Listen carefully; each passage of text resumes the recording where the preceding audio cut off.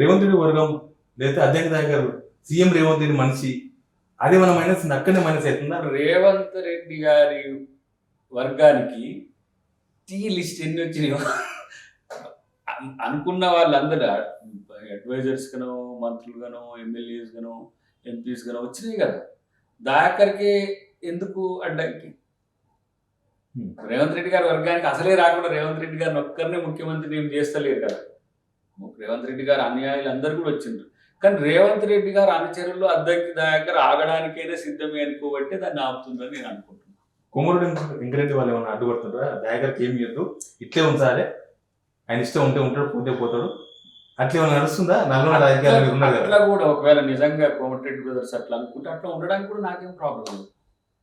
దయాకర్కి ఏమి ఇవ్వద్దు, అసలు కాంగ్రెస్ పార్టీలో పదవులే ఇవ్వద్దని వాళ్ళు అనుకుంటే ఇవ్వకపోతే కూడా నాకేం సమస్య లేదు. I'm continuing my own job. Congress పార్టీలో పదవులతోనే 10 సంవత్సరాలు లేను కదా. కాంగ్రెస్ పార్టీలో మీకు తెలిసి అధికార ప్రతినిధిగా ఒక 9 సంవత్సరాలు ఉన్న, జనరల్ సెక్రటరీగా ఒక 1 ఇయర్ అయింది. రేపు ఇంకే పదవి ఇస్తున్నాం, పార్టీ కొరకు పనిచేస్తాయి. ఇప్పుడు ఆర్ఎస్ఎస్ కాక బీజేపీ కొరకు పనిచేసినట్టు అధ్యక్ష నాయకులు కూడా కాంగ్రెస్ కొరకు పనిచేస్తాడు. సో పదవి కొరకే ఆలోచించి దాని గాలిలో పడితే దయాకర్ క్రెడిబిలిటీ కూడా క్రైసిస్లో పడుతుంది.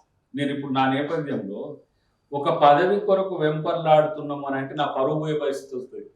ఇప్పుడు నేను చేసిన త్యాగాల కింద ఇదేం పెద్ద త్యాగమా? తెలంగాణ ఉద్యమంలో ఆ గత 10-12 సంవత్సరాలు తెలంగాణ కొరకు కొట్లాడినాం. నేను కేసీఆర్ పోయి ఒక పోస్ట్ అడిగినా, ఏమన్నా నువ్వు లేకపోతే నీ ప్రభుత్వం వచ్చింది నాకు ఏమైనా హెల్ప్ చేయమని ఏ రోజన్నా కేసీఆర్ గడప దొక్కిన రోజులు ఉన్నాయా?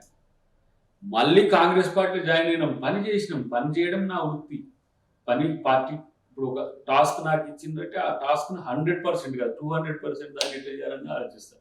మీకు ఇంతమంది అధికార ప్రతినిధులు ఉన్నారు కదా, అద్దంకి దగ్గర voice of the Congress party, face of the Congress party ఎందుకు ఏంటంటే అంత కమిటెడ్గా పనిచేసినాం.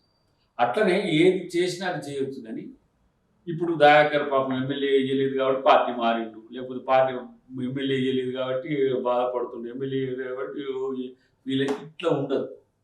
నా లక్ష్యం కాంగ్రెస్ పార్టీలో చాలా పెద్దగా ఉంది.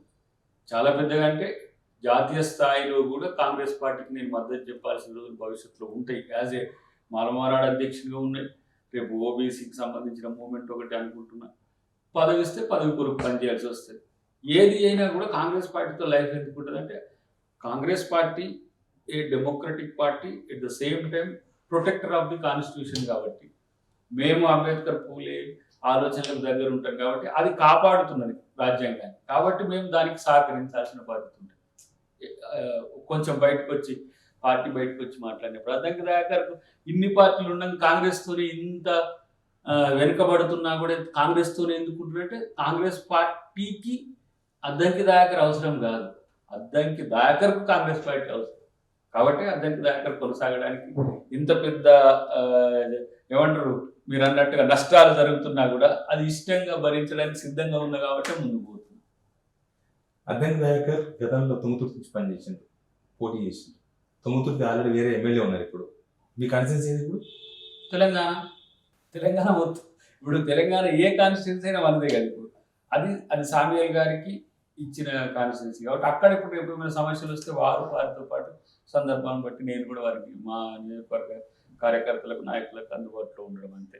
ఇప్పుడు తెలంగాణ సెంట్రిక్గా పనిచేయాల్సిన పరిస్థితి. ఇప్పుడు సపోజ్ కంటోన్మెంట్ ఒక ఎక్స్ ఇచ్చింది అనుకోండి, పోయి అక్కడ కంటోన్మెంట్లో గెలిపించి ఒక ప్రయత్నం చేయాలి. లేకపోతే రేపు ఎంపీ కాన్స్టిట్యున్సీలో ఎక్కడ ఇన్ఛార్జ్ ఇస్తారు ఆయా ప్రాంతాల్లో పోయి పనిచేయడం జరుగుతుంది అంతే. పార్టీ ఏది మనకు డైరెక్ట్ చేసి దాని విషయంలో ఉంటుంది. కానీ తుంగతుర్తి అనేది ఆల్వేస్ మై స్పెషల్ లొకేషన్ అంతే, ఆల్వేస్. ఎందుకంటే మనం పుట్టి పెరిగింది రాజకీయంగా ఉన్నది అనే అంశం కాదు. నేను 2 సార్లు అక్కడి నుంచి పోటీ చేయడం, నాకు ఓట్లు వేయడం. సరే సెకండ్ టైం గెలిచి ఓడిపోయాం. ఆ కేసు ఎప్పుడు వస్తుందో, ఓడిపోయి ఇంకో కొత్త ఎమ్మెల్యే వచ్చినా కూడా కేసు పాస్ అవుతుందో లేదో తెలియని స్థితిలో మనం ఉన్నాం. కానీ రాజకీయాల్లో కొంచెం రేరెస్ట్ ఆఫ్ ది రేర్ ఇన్సిడెంట్సే ఉంటాయి. నాలాంటి సంఘటన చాలా తక్కువ ఉంటాయి. ఒక మిత్రుడు అన్నాడు, అంటే ఆర్థికంగా కొంచెం బలంగా ఉంటే ఈ పరిస్థితులు రాకపోనేమో అన్నాడు. కాదు, ఆర్థికంగా ఉన్న ఈ పరిస్థితి ఉంటుంది. అన్నిటికంటే ఎక్కువ ఏంటంటే కొంత రాజకీయాలు చేయాల్సిన అవసరం ఉంది. రాజకీయం అంటే కానీ నేను అది చెయ్య. దయాకర్ ఆర్గానిక్గానే ఉంటాడు.